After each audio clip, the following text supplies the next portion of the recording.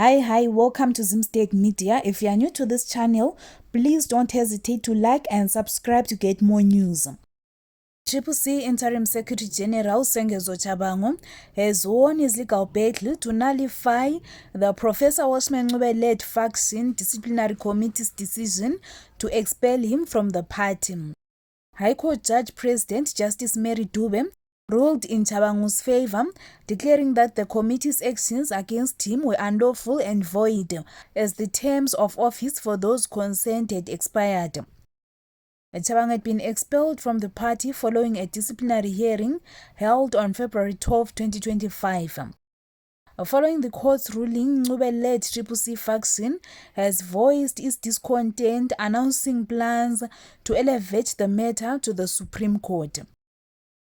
Once again, thank you for staying tuned. If you are new to this channel, please don't hesitate to click that subscribe button to get more news.